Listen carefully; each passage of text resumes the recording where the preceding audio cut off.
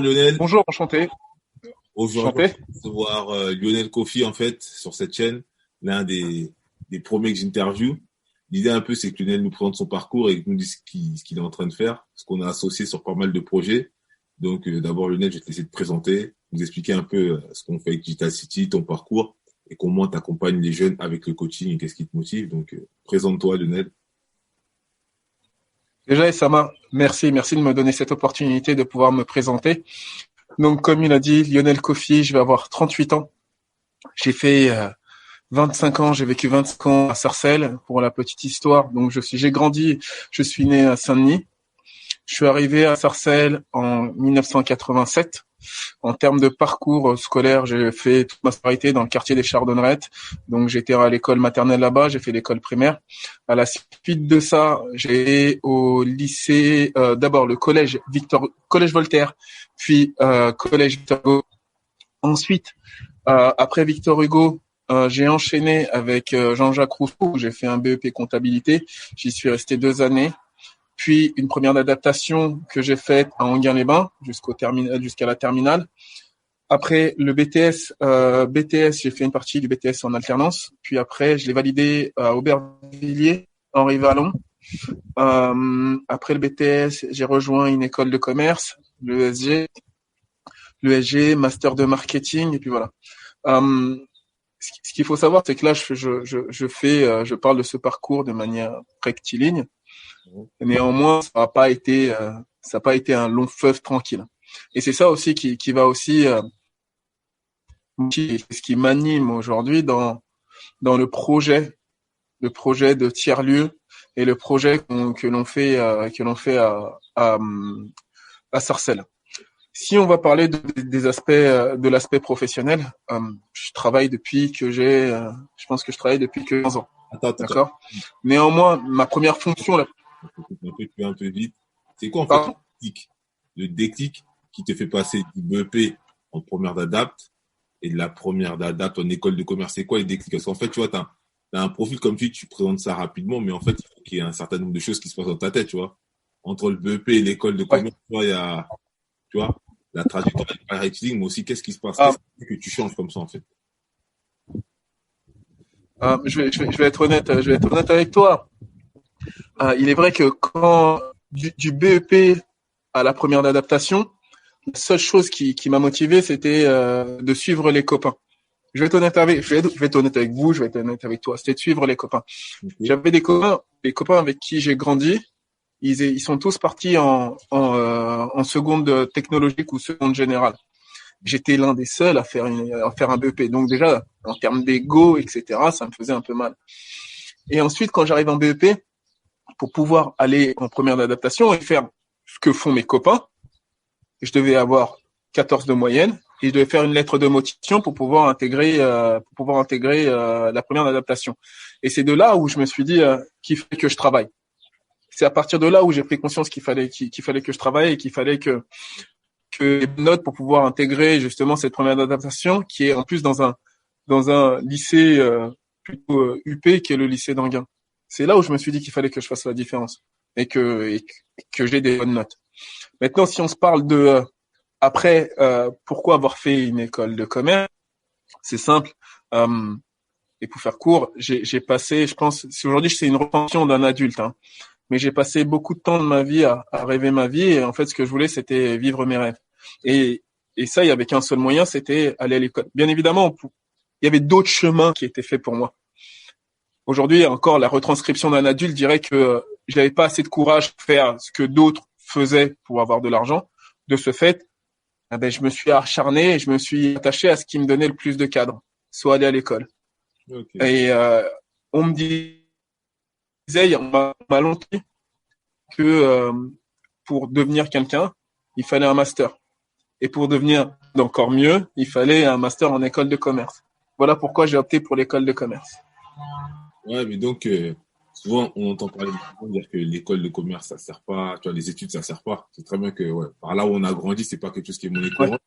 En fait, l'idée, c'est de se dire, euh, ouais. qu'est-ce que toi, ça t'a apporté, en fait, cette histoire d'école de commerce? T'as appris à faire du business, qu'est-ce que ça t'a appris, concrètement? De manière très opérationnelle. Tu dois retenir une chose.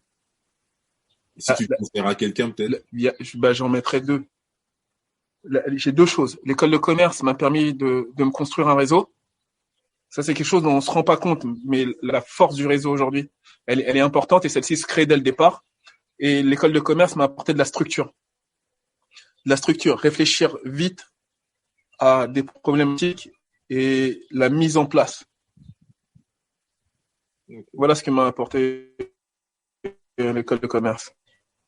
Okay. Maintenant, si je dois continuer, d'ailleurs c'est mon interview, donc je vais prendre le temps, qu'aller en école de commerce, ça sert à rien, etc. Il y a du bon à prendre en école de commerce, bon à prendre de ce que l'on en fait. Okay. Après, c'est quoi tes premiers jobs, en fait? Ton premier job que tu as eu, c'était quoi? C'était un job que tu rêvais, que tu voulais avoir, ou alors mon premier job? T'avais faim. Il fallait que tu manges vite. Alors, le premier job que j'ai eu quand j'ai eu 18 ans, un 15 octobre, vacances de la Toussaint. Je m'inscris dans une boîte d'intérim le premier jour des vacances de la Toussaint. Et du coup, le premier jour, on me donne une mission. C'était à Garges. Je crois que c'était au Doucet, dans une zone industrielle. Et mon premier job, c'était de faire des inventaires de outillage, des clous, des vis, des boulons. Je me suis attaché à faire ce boulot tellement bien que le soir, quand on m'a dit qu'on me gardait, j'étais tellement content d'avoir gardé ce job-là. Voilà. Après, j'ai travaillé, je vais dire, mon premier vrai job. Directement, j'ai enchaîné avec le McDo. Non, j'ai travaillé au McDo. Excuse-moi de te couper. Pardon? Moi, je te parle de premier job, en fait. Je te parle de premier job, tu vois, après l'école de commerce. C'est-à-dire que quand tu commences à rentrer dans la vie active, si tu es ton premier CDI ou, tu vois, ton premier contrat longue durée. Decathlon. Je travaille chez Decathlon. En tant que responsable de rayon. Rayon sport collectif. J'étais content. J'avais le football, le rugby, le volleyball. On y a ajouté le handball. J'avais également les sports urbains, tels que le roller et la trottinette. C'est là où, en fait, je crois que cette opportunité chez Decathlon a donné une direction à toute ma carrière. Encore aujourd'hui, quand j'ai eu passé des entretiens, on me parlait de Decathlon comme étant une bonne école formatrice. Encore aujourd'hui, Kebel, dans mon parcours de parler de Decathlon. Ouais, je suis d'accord avec toi. Aujourd'hui, tu vois, on voit tout le parcours que tu as fait, en fait, ton cheminement, ça on comprend bien. Tu vois, on comprend bien tes motivations. Et tu vois, ça rejoint un peu aujourd'hui pourquoi on veut mettre en place Digital City, ce qu'on est en train de faire au niveau du département et de la région, tu vois. Parce que nous, on est d'Île-de-France, pour ceux qui savent pas, pour ceux qui nous suivent, on est en train de mettre en place, en fait, Digital City. Je vais te laisser un peu présenter, en fait, le concept Digital City et dire, en fait, ce qu'on fait là-bas. Donc, on a pour vocation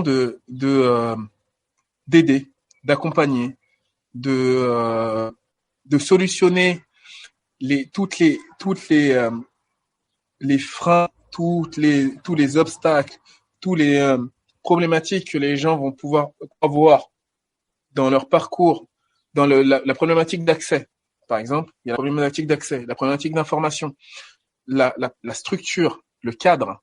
L'idée de Digital City, déjà, avant tout, c'est de créer un espace où on va pouvoir concentrer des énergies pour accompagner notre prochain et accompagner les jeunes.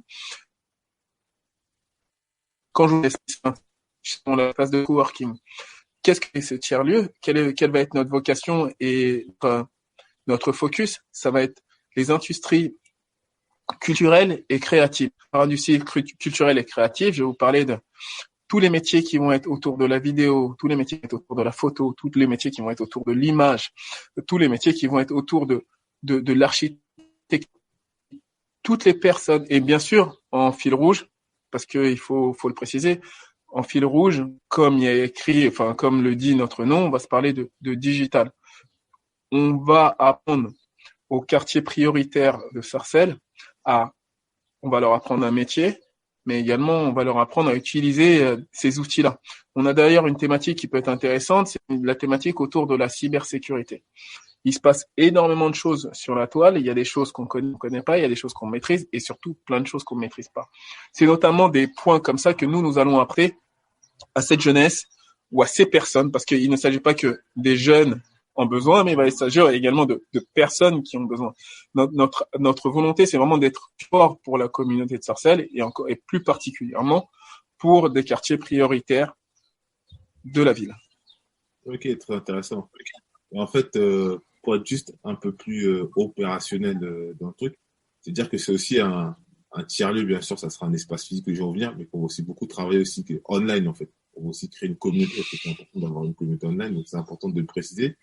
Et ce qui serait peut-être important de dire, c'est de savoir, toi, ça va être quoi ta spécificité? Au-delà d'être le président, de driver tout ça, tu vois, c'est vrai qu'il y a plusieurs là-dessus à s'être regroupés et à faire le même constat, tu vois. On vient de Sarcelles, c'est 40 ans de succès dans les industries culturelles et créatives, hein, donc dans la musique, le cinéma, des jeux vidéo, le textile, l'architecture. L'idée, c'était vraiment de trouver un lieu, tu vois, qui puisse rassembler toutes ces énergies-là, tout ce réseau-là, comme tu parles du réseau, de l'importance du réseau, c'est vrai que c'est important. Mais des fois, même avant ou après d'aller en école de commerce, on avait déjà du réseau. Seulement, quand tu vas en école de commerce, je veux dire qu'il y a une prise de conscience. C'est plus quelque chose de conscient que tu apprends à savoir. C'est exactement ça. Pour toi et surtout à animer. Donc ça, c'est important à le préciser. Parce que je reviens, t'expliques aux gens comment toi, tu as les accompagnés dans le coaching, qu'est-ce que tu fais. Tu vois, ça serait bien que t'en parles un peu plus. Tu viens de me spoiler. Ouais. Donc l'idée, elle est là. Donc, d'abord, je vais commencer par mon parcours. Je suis aujourd'hui, je suis directeur de magasin, mais je suis un manager dans l'âme. Et ce que je préfère le plus dans ma fonction, c'est le coaching, le développement, la formation, et voir justement mon équipe partir d'un point A et être capable de les emmener à un point B. De ce fait, il y a peut-être un an, je me suis dit pourquoi je me lancerais pas le défi de le faire à titre personnel, c'est-à-dire déjà moi me faire accompagner, me faire coacher par un mentor et également commencer à coacher et mentorer des personnes. Donc à titre personnel, j'ai commencé à coacher et mentorer des personnes de mon entourage ou pas, parce qu'il y a eu un effet de réseau qui s'est enclenché où je me suis arrivé à un moment à coacher à peu près 6 développeurs. Ouais. Et c'est là où j'ai parlé justement je t'ai parlé à toi de ce projet-là et je m'étais dit c'est vraiment quelque chose qui me tient à cœur. Si je dois faire quelque chose personnellement au sein de Digital City, ça va être ça. Ça va être mettre en place des sessions de coaching et de mentoring, à la fois en développement personnel, mais en développement professionnel. Parce que si aujourd'hui je suis où je suis et je fais ce que je fais, il y a bien évidemment de réussir, c'est cette volonté de ce travail que j'ai mis en place, mais il y a aussi le coaching et il y a aussi le fait il y a eu des personnes à un instant T qui ont su me donner et ou me dire les bons mots, tenir le bon discours pour faire en sorte que j'ai ce déclic-là. Parfois, on n'a pas le cheminement. Parfois, on n'y arrive pas tout seul. Et bien souvent, on peut pas y arriver tout seul. Il y a toujours une conversation, il y a toujours une conversation, un échange, une situation. Tout ceci va faire qu'on va prendre conscience et ensuite, ça va débloquer quelque chose. Ok. Et donc, alors, j'en ai la certitude. Alors, est-ce que tu pourrais nous donner une clé, par exemple? Une clé, par exemple, quelqu'un vient de voir. Et typiquement, en fait, ce que je rencontre souvent, moi aussi, tu vois, c'est le principal problème, c'est un problème d'organisation, tu vois, d'organisation, parce que tout le monde parle de motivation, tu vois, et la motivation, c'est bien, mais ce qui te fait durer, en fait, dans le temps, c'est pas tellement la motivation, en fait, c'est plutôt d'avoir un plan. Mais la détermination, moi, tu me diras si je me trompe pas. Je trouve que la détermination, elle descend beaucoup de ton organisation. Je trouve que à partir du moment où tu arrives à te structurer, à trouver des bonnes habitudes, en fait, tu arrives à trouver un équilibre un peu plus efficace, en fait, pour réaliser tes actions et atteindre cet objectif. Donc, est-ce que toi aussi, tu penses ça? Et quelles sont les clés que tu peux donner à quelqu'un, en fait? Tout simplement, quelqu'un te dit, voilà, je vais arriver à mon objectif, peu importe. Qu'est-ce qu'on peut faire? La première action. C'est déjà avoir un plan. Voilà. C'est un plan. Le plan doit être séquencé. Dans ma chambre à coucher, aujourd'hui, j'ai des post-it. Qui vont me donner un plan. J'ai un notebook sur lequel je vais écrire mon plan. Et il y a un réflexe tout simple. Je passe aujourd'hui plus de temps sur LinkedIn que je ne passais sur Facebook, Instagram ou quoi que ce soit. Il y a des habitudes basiques comme ça qui font prendre au jeu. Et j'ai fait une intervention en école de commerce il y a quelques semaines et j'ai dit aux étudiants, au lieu toute l'énergie que vous mettez sur Instagram, mettez-la sur LinkedIn, à vous construire un réseau. Suivre les personnes qui vous inspirent. Écouter des podcasts. Échanger avec des personnes. Ça ne vous coûte rien aujourd'hui d'écrire à une personne en lui disant je suis intéressé par votre entreprise, je suis intéressé par votre poste. Peut-être que sur les 10 personnes à qui vous allez écrire, il y a peut-être une seule personne qui va vous répondre, mais cette personne peut être déterminée aujourd'hui que va être votre avenir. Petit exemple, avant de travailler chez Dyson, j'étais chez Nike, et pour avoir des informations sur le poste de directeur d'un magasin chez Nike, j'ai écrit à peut-être 8 à 10 personnes, même 20 personnes de chez Nike sur LinkedIn. Il y en a une seule personne, Monsieur Février d'ailleurs, qui s'appelle Monsieur Février. Une personne m'a répondu, il m'a donné les informations que je souhaitais et m'a donné accès au poste dont je rêvais, dans l'entreprise dont je rêvais. Donc, il s'agit de ça, un plan, de la discipline, de la volonté et surtout ce focus-là. Ok, tu parles de LinkedIn. Alors, comment en fait tu contactes quelqu'un sur LinkedIn? C'est quoi en fait c'est quoi la pattern que tu peux donner à quelqu'un? Alors, Le process pour contacter quelqu'un, le premier message, comment tu vois? Parce que c'est bien de dire tu contactes sur LinkedIn, mais voilà, moi je suis je suis quelqu'un qui a pas trop d'habitude. Comment je contacte quelqu'un, tu vois, sur LinkedIn? Déjà, dans un premier temps, si on n'est pas capable de le faire, il faut se faire aider pour se faire une page LinkedIn nickel. C'est-à-dire, déjà, ne serait-ce que la photo. La photo. Si on n'a pas un copain qui fait de la photo, on regarde sur Google comment prendre une bonne photo. Ensuite, c'est aussi bien écrire ses missions, bien bien détailler, sans trop rentrer dans le détail. Si on ne sait pas le faire, encore une fois, on y est ou on regarde un exemple. À partir du moment où on a déjà une page nickel, et là, on peut aller à la chasse au contact. Comment je cherche un contact? Soit en fonction du poste que je souhaite, soit par rapport à une entreprise qui m'attire, ou une entreprise qui me parle, une entreprise qui me dit quelque chose. Je sais pas, la dernière fois, j'ai regardé, j'ai pris des infos sur une entreprise qui fait du vélo électrique. Alors, j'ai été sur Google, qui sont les leaders du marché. J'ai trouvé les leaders du marché. Ensuite, j'ai été sur cette entreprise, j'ai été voir sur personne, j'ai regardé qui avait quel poste et j'ai été ajouter toutes les personnes qui avaient un poste stratégique. À partir de là, en fonction des réponses, très simplement, déjà je remercie. Je dis bonjour monsieur Untel, je vous remercie de la considération. Je vais être transparent avec vous. Le fait de vous ajouter était totalement intéressé. Pourquoi? Et j'explique le pourquoi.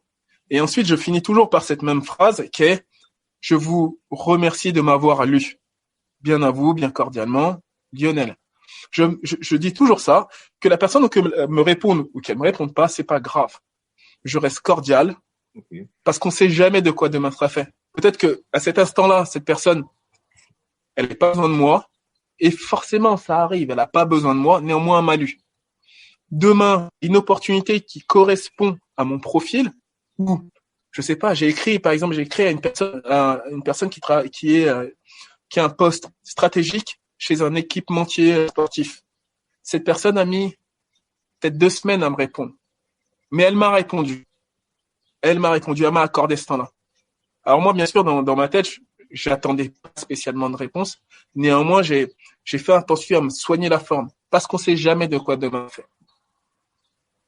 Ouais, en tout cas, c'est très intéressant. Il ne faut pas sous-estimer ce réseau-là. Il se développe de plus en plus. Jamais. Depuis quelques années. C'est vrai qu'il est puissant, hein. Franchement, quand tu mines de rien, c'est vrai que les gens répondent beaucoup. Moi aussi, je l'utilise pas mal. Mais ce que je peux dire, donc tu as LinkedIn, et c'est quoi encore le deuxième conseil que tu peux donner encore pour quelqu'un qui veut, voilà, tu viens voir dans le coaching, donc tu as LinkedIn, tu as ça. C'est quoi le deuxième conseil opérationnel encore? Opérationnel, on s'est parlé de structure, on s'est parlé de plan, on s'est parlé de mise en action. La mise en action, j'ai parlé de LinkedIn. Néanmoins, derrière, il va y avoir toute la partie action qu'on va se faire. Ben justement, est-ce qu'on peut se parler de ce tiers-lieu aujourd'hui, de la dont un tiers-lieu ou un espace de coworking est fait. Je suis qui croit énormément au réseau, d'accord? Donc à mon sens, c'est de se dire, tout contact, tout échange, tout partage peut changer le lendemain. Et d'ailleurs, si on veut aujourd'hui faire en sorte de changer son lendemain, c'est qu'il faut mettre en place un plan de préparation.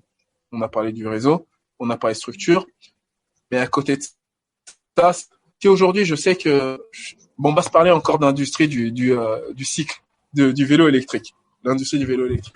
Aujourd'hui, si je dois me concentrer sur ce réseau-là, sur ce chemin-là, je vais vraiment faire un temps. Je vais passer plus de temps, par exemple, à me documenter, que je vais passer de temps sur les réseaux sociaux. Je pense que si c'est un facteur déterminant dans la réussite, la manière dont on va se documenter, la manière dont on va se renseigner sur les sujets. Il faut rien laisser au hasard. Rien laisser au hasard. Et il est préférable d'avoir un coup d'avance que plutôt d'être en retard. Ouais, je reconnais ta pratique sportive du jiu-jitsu. La préparation, c'est vrai que c'est important. Hein. C'est très important et c'est une phase qu'on néglige souvent. Quand tu es débutant, du moins, c'est tout de suite pour avoir des actions, mais tu vises pas le résultat, en fait. Tu vises plus le fait de vouloir le faire, tu vois, c'est bien de vouloir le faire. Mais c'est encore mieux d'atteindre, en fait, ton objectif. Et c'est vrai que des fois, lorsqu'il y a des entrepreneurs qui veulent absolument le faire, tu vois. Mais le faire pourquoi? C'est mieux d'atteindre son objectif, tu vois. Tu vois, là, tu viens de dire un truc intéressant. J'adore ce genre de partage et merci d'ailleurs parce que, en fait, c'est vrai que dans cet exercice, on a du mal, je parlais de moi, j'ai du mal à sortir la tête de l'eau et prendre du recul sur des choses qui sont devenues des objectifs, en fait, qui peuvent aider mon prochain. Là, tu parles de jiu-jitsu et de sport de combat. Ça doit faire, d'ailleurs, toi aussi, t'es un bon sportif, tu pratiques quoi? La boxe, c'est ça? T'as pratiqué la boxe pendant combien d'années? Je sais pas, 15 ans. Pas une quinzaine d'années, hein, ouais. Je pratique toujours, mais 15 ans. 15 ans. Voilà. Ça doit faire à peu près 18 ans. Ça doit faire 18 ans que je fais des sports de combat et notamment jiu-jitsu brésilien. Et ce que m'a appris les sports de combat, c'est que là, on se parle de préparation. Il y a aussi le goût de l'échec. Le goût de l'échec. Je l'ai goûté comme, je pense, personne. Il y a des gens qui vont me dire, ouais, mais si, moi j'ai fait. Mais j'ai su tirer des enseignements de chacun de mes échecs. Chacun de mes échecs. Et ça, c'est propre aussi au sport de combat. Aujourd'hui, si on fait autant d'années de sport de combat, c'est que on sait perdre. Même si, bien évidemment, on a de gagner, on se prépare pour gagner, on fera tout pour gagner. Il faut savoir les enseignements d'échecs. Et ça, c'est aussi très important dans la réussite. Ils ont tous échoué. Tous les meilleurs ont échoué. Tous les plus grands ont échoué. Tous les plus riches de ce monde ont échoué, pour la plupart. Tous ceux qui ont entrepris ont goûté à l'échec. Et si aujourd'hui, je vais pas vous aujourd'hui que j'ai réussi, parce que j'estime être en chemin, néanmoins, si je suis là et que j'ai cette opportunité d'être interviewé, c'est parce que j'ai surmonté tous mes échecs. Je vais en avoir d'autres. Mais je pense que mon mental est prêt à les affronter. Même pas, j'en suis sûr. Ok, ouais, c'est vrai. L'échec comme processus de construction, c'est vrai, pour atteindre son objectif. C'est évident. Bah, franchement, l'interview, on va s'arrêter sur ce dernier mot. Je trouve que c'est une belle conclusion. Tu vois, on met toutes les infos de toute façon en bas dans le lien de la description. Où est-ce qu'on peut te retrouver, le lien du Digital City, qu'est-ce qu'on fait. Et je pense qu'on va souvent de toute façon renouveler ce type d'échange-là pour tenir au courant en fait la communauté de comment on avance, des actions qu'on met en place. Et c'est important, tu vois, d'avoir des gars comme toi qui sont des exemples, tu vois, qui font des choses, qui entreprennent. Et c'est pas uniquement du bullshit, tu vois. L'expérience, c'est vrai, tu vois, quand on parle de l'expérience de la rue, nous on vient de loin, tu vois, on vient de loin. Nos parents viennent du bled, on vient de Sarcelles, on fait des choses et on construit. Et c'est important de montrer aussi, tu vois, que on n'est pas là juste en train de parler, on se montre pas souvent. Et l'intérêt aussi de faire des interviews, je vais en faire de plus en plus des gens comme toi, c'est-à-dire des entrepreneurs, des exécutifs, hein, tu vois, des cadres supérieurs comme toi. C'est de montrer que c'est des gens qu'on voit pas souvent, tu vois. Et c'est pas forcément ceux qui font du bruit qui ont le plus de résultats. Tu vois, ça va, juste pour finir, tu vois, ça a été un moteur pour moi à la fois dans ma démarche de coaching et de développement et aussi dans ma volonté de m'inscrire sur la durée par rapport au projet Digital City. Il y a, par exemple, tu vois des gens qui réussissent, il y en a plein, néanmoins, il y en a auxquels tu peux te référer. Moi, j'en avais peu de mon entourage auquel je pouvais me référer. Bien évidemment, je vais aller me référer à à des, je sais pas, à un Jay-Z, à un Damon Dash ou j'en sais rien, à n'importe qui. Néanmoins, j'aurais souhaité me référer à une personne soit que je peux connaître, soit une personne à laquelle je pourrais facilement m'identifier. Et c'est en ça aujourd'hui où c'est en ça où le coaching et le mentoring et le développement personnel sont quelque chose qui me tient à cœur parce que j'ai un parcours qui est ce qu'il est et les jeunes que j'approche s'identifient à certaines de mes réussites. Et là, j'ai mené une bonne mission. Et si j'arrive à faire ça et tenir sur la durée, je pourrais dire que j'ai réussi. Ok. Mais de toute façon, on va te suivre et on va faire en sorte qu'on y arrive tous ensemble. Donc, je vais te remercier, tu vois, Avec plaisir. d'avoir pris ton temps, d'avoir échangé et de nous avoir donné ces quelques clés, tu vois. J'espère que les gens vont comprendre, vont utiliser tous tes conseils. Et puis, voilà, si vous avez aimé, n'hésitez pas à liker, à partager la vidéo. Et je vous remercie. Bon, Lionel, plus tard, hein. Bonne soirée. Ciao.